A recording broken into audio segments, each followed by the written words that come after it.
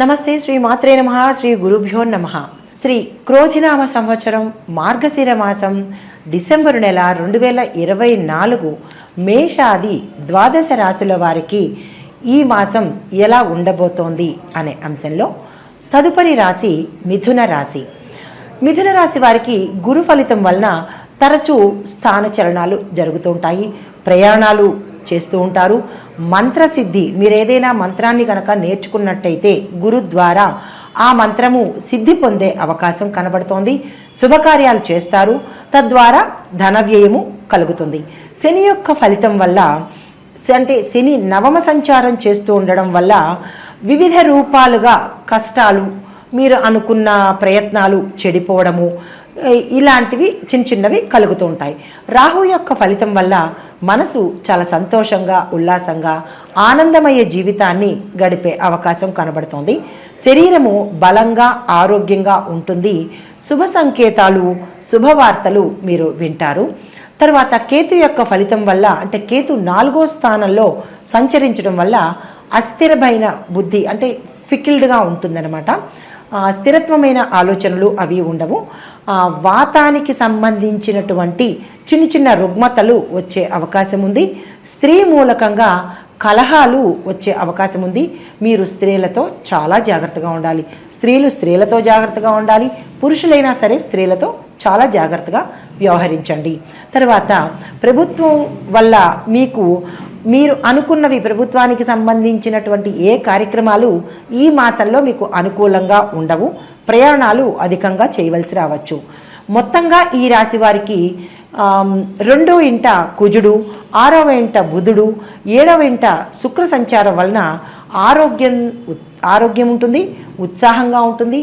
మంచి మంచి కార్యక్రమాలన్నీ చేయగలుగుతారు.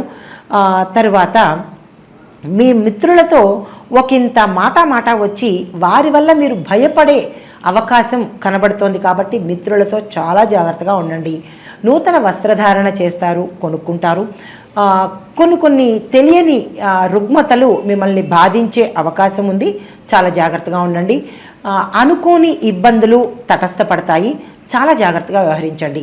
ఇప్పుడు ఒక్కొక్క రంగం వారికి ఎలా ఉండబోతోంది? ముందుగా వ్యవసాయదారులకు ఆదాయానికి మించిన ఖర్చులు చేయవలసి రావస్తుంది. కౌలుదారులకు ఇబ్బందులు తప్పవు. 2వ పంటకు ఇబ్బందులు కలిగే అవకాశం ఉన్నప్పటికీ కూడా మీ చేతికి సరిపడా ఆదాయం వచ్చేస్తుంది. రుణాలను తీర్చేస్తారు. కొత్త రుణాలను కూడా తీసుకునే అవకాశం ఉంది. ఆశించినంత లాభాలు రాకపోయినా మిశ్రమంగా ఫలితాలు ఉంటాయి. కాబట్టి ఇబ్బందులు అనేవి వ్యవసాయదారులకు అస్సలు ఏమీ లేవు, మీరు భయపడకండి. తదుపరి ఉద్యోగస్తులకు, వీరికి ఉద్యోగంలో మంచి యోగదాయకంగా ఉంటుంది. ప్రమోషన్లు వస్తాయి. మీకు గతంలో ఏవైనా ఎరియర్స్ కనుక బాకీ ఉండిపోతే ఆ ఎరియర్స్ ఇప్పుడు మీ చేతికే అందుబాటులోకి వస్తాయి. కాలయాపన జరుగుతుంది, అంటే మీకు ఉద్యోగంలో ఏదైనా ఒక పని అనుకున్నప్పుడు దాన్ని కొంచెం టైం డ్రాగ్ అయ్యే అవకాశం ఉంది. కాబట్టి దాని గురించి పెద్ద చింతపడాల్సిన పని లేదు. ప్రైవేట్ సంస్థల్లో పనిచేసే వారికి వేధింపులు, అంటే టార్గెట్స్ నిమిత్తంగా మిమ్మల్ని వేధించే అవకాశం ఉంది. కాబట్టి అది ఒక జాగ్రత్తగా చూసుకోండి. తరువాత ప్రభుత్వ రంగంలో ఉద్యోగస్తులకు ప్రత్యేకమైన గుర్తింపు కూడా మీకు లభించి వాళ్ళ వల్ల మీరు మంచి మన్ననలు పొందుతారు. శాలరీ కూడా, అంటే ప్యాకేజీ పెరిగే అవకాశం కూడా ఉన్నదనమాట. రావాల్సిన ఏరియర్స్ మీకు సకాలంలో వారు ఇచ్చేస్తారు. ప్రభుత్వం నుంచి కూడా మీకు మంచి సపోర్ట్ అయితే దొరుకుతుంది. తదుపరి రాజకీయ రంగం వారికి ప్రత్యర్థుల మీద ఆధిక్యతను సంపాదించుకుంటారు. ప్రజా సమస్యలను పరిష్కరించి వారి యొక్క అభిమానాన్ని చక్కగా పొందుతారు. మీకు ఒక రకమైన గుర్తింపును కూడా మీరు అందుకుంటారు. పదవుల్లో చిన్న చిన్న మార్పులు వస్తాయి. సమస్యలను యుక్తిగా, చాకచక్యంగా మీరు చక్కగా సాధించగలుగుతారు. సొమ్ము కొంచెం ఖర్చు ఎక్కువయ్యే అవకాశం ఉంది, జాగ్రత్తగా చూసుకోండి. మిత్రులతో, మీ యొక్క మిత్రుల వల్ల ఒకంత మాట పడ్డమో, అపనింద పడ్డమో జరిగే అవకాశం ఉంది. కాబట్టి మిత్రులతో కొంచెం జాగ్రత్తగా వ్యవహరించండి. తదుపరి విద్యార్థులకు జ్ఞాపక శక్తి తగ్గుతుంది. ఎందువల్ల? మీరు చదువు మీద కన్నా ఇతర వ్యాపకాల మీద ఎక్కువ శ్రద్ధ పెడుతున్నారు. కాబట్టి అవి తగ్గించుకోండి, చాలా జాగ్రత్త వహించండి.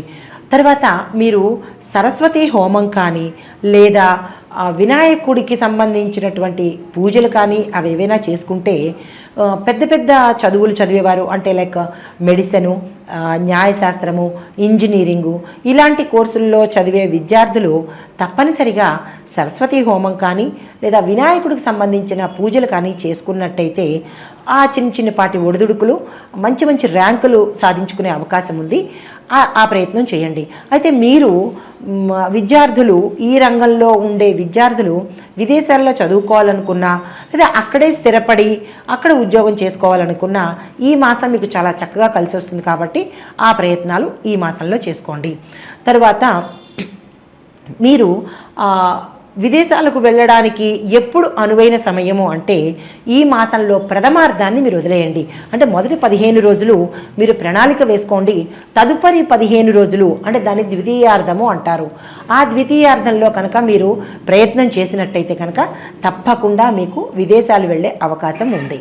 తర్వాత క్రీడాకారులు, కళాకారులు, సినీ, టీవీ నట వర్గం వారికి, గాయని గాయకులకు అవకాశాలు అయితే ఈ మాసంలో మీకు రావు. మీరు ఏ పాత్రలు వేయాలనుకున్నా మీకు తగిన గుర్తింపు అయితే ఈ మాసంలో వచ్చేటట్టు లేదు. తర్వాత వృధా ప్రయాసలకు లోను అయ్యే అవకాశం ఉంది. కాబట్టి అటువంటి ప్రయత్నాలు అయితే ఈ మాసంలో చేసుకోకండి. ఒడిదుడుకులు ఎక్కువగా కనపడతాయి, దాని గురించి బెంగపడకండి. సినీ నిర్మాతలకు పెట్టుబడి పెట్టడానికి కొంచెం బడ్జెట్ ఎక్కువయ్యే అవకాశం ఉంది. దానికి కూడా మీరు ప్రిపేర్ అవ్వండి. నష్టాలైతే రావు, కానీ మిశ్రమంగా ఫలితాలు అయితే వస్తాయి. తర్వాత కాంట్రాక్టర్లకు, కాంట్రాక్ట్ పని మీద అందులో పనిచేసే వారికి కాలయాపన జరిగి మీరు అనుకున్న కాంట్రాక్ట్స్ మీకు సకాలంలో అయితే శాంక్షన్ అయ్యే అవకాశం లేదు.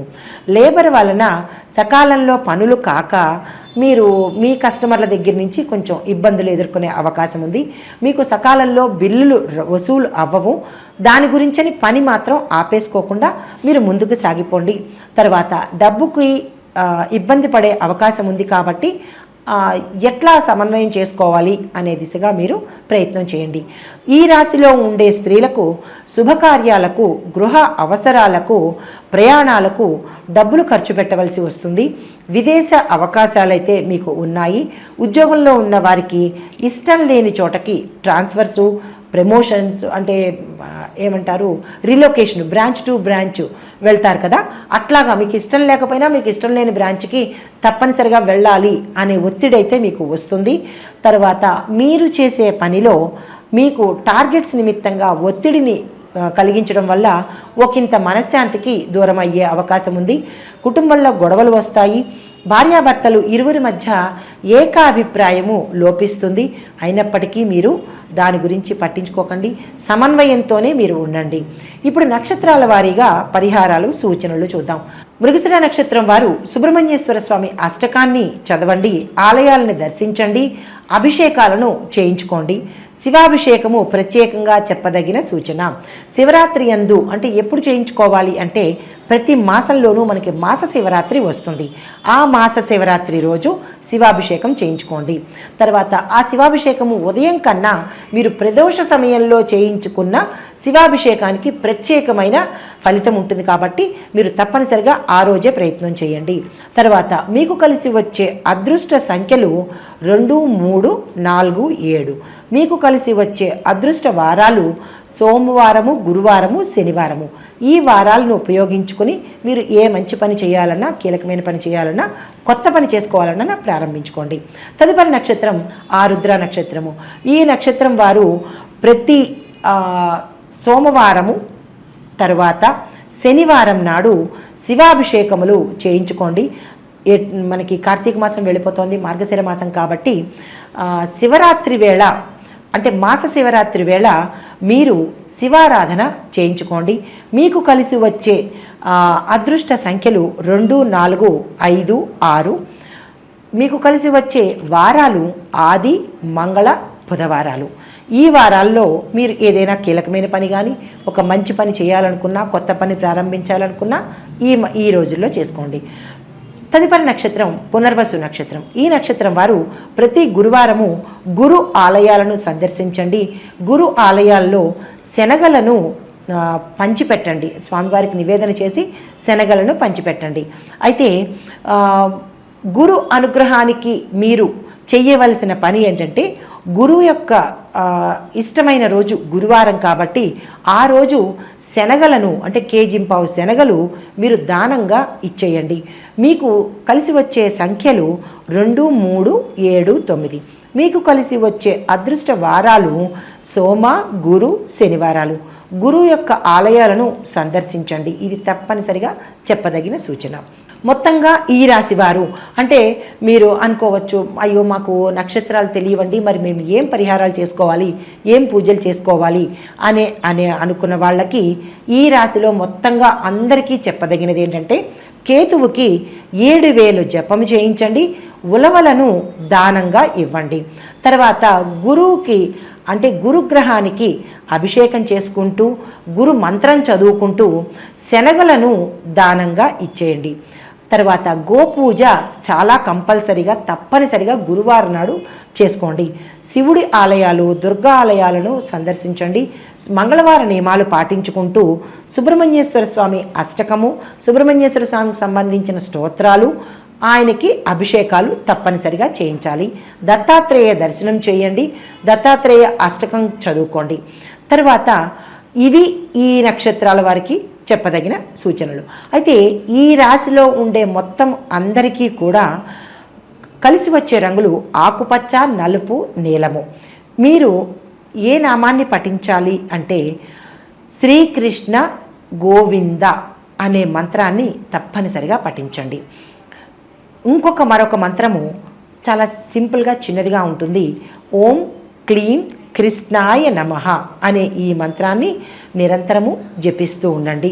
మీ యొక్క అదృష్ట సంఖ్య 5. ఇవి ఈ రాశి వారికి ఈ మాసం యొక్క ఫలితాలు. నమస్తే.